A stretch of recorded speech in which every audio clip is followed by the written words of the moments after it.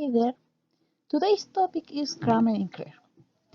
First, we need to recall what is CLEAR. Well, CLEAR is contained language integrated learning, meaning we have a specific method or approach in which the student learns in a specific context. In other words, the subject we apply in our class is a pretext to create a class and the student can learn language from that. So, based on this approach, how we teach grammar? Well, we first need to remember what grammar is. Well, grammar is a system of the rules and the teaching of the language. As a system of the rules, we need to teach based on rules, as the name indicates. As an engine, the learning is implicit. The learner is not aware of the learning process. So, according to CLEAR, we need to change the way we teach grammar, since we need to create explicit teaching techniques. Why? Well, explicit teaching grammar facilitates the learning of second and foreign language grammar in formal learning, both by speeding up the learning process and improving the final outcome. In this case, we will explore these techniques in this talk. Before we continue, we need to think why grammar? Why not other skills as, for example, listening or reading? Well, we have in the case of grammar, there are authors who consider that should not throw a role. And other authors consider that only speed of the process of acquisition.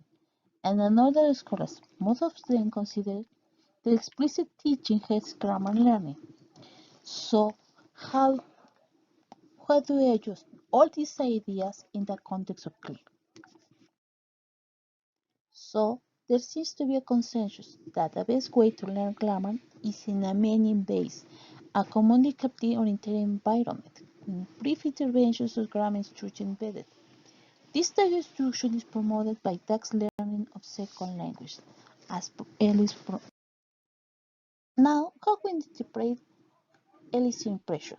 Well, we need to contrast implicit versus explicit teaching. First, we could consider the implicit.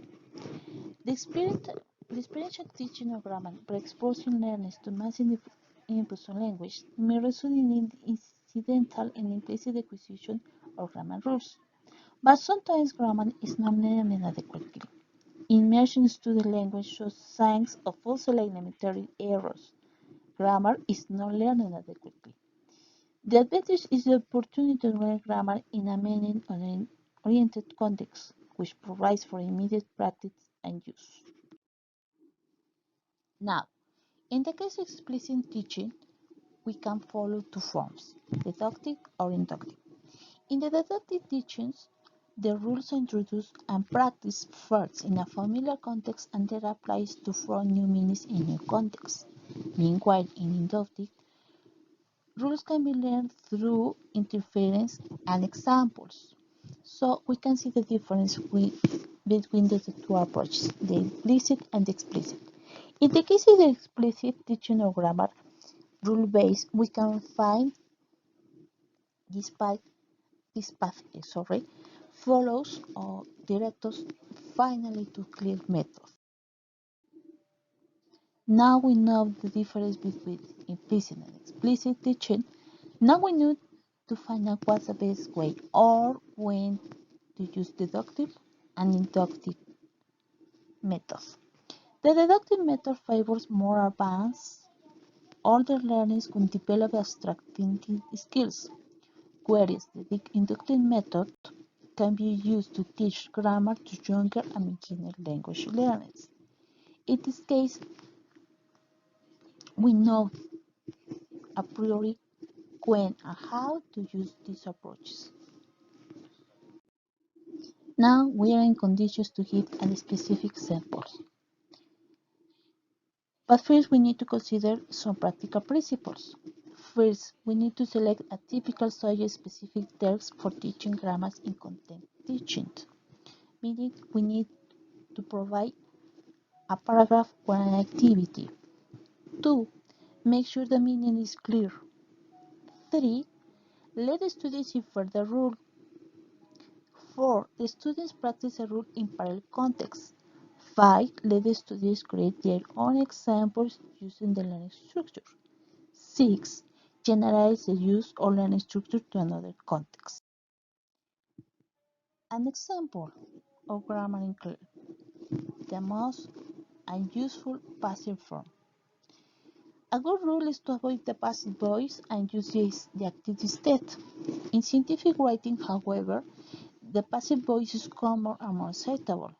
It is even considered a must in most gender scientific writing, since using allows one to write without referring to people as actors, but instead stress in the object in the objective. Fact-based discourse. For example, in 100 votes are required to pass the bill, the emphasis is in the number of votes, whereas in the bill requires 100 votes to pass, emphasis is in the bill and in the most piece of the information. So, moreover, the use of passive voice is also a common procedure when we describe process.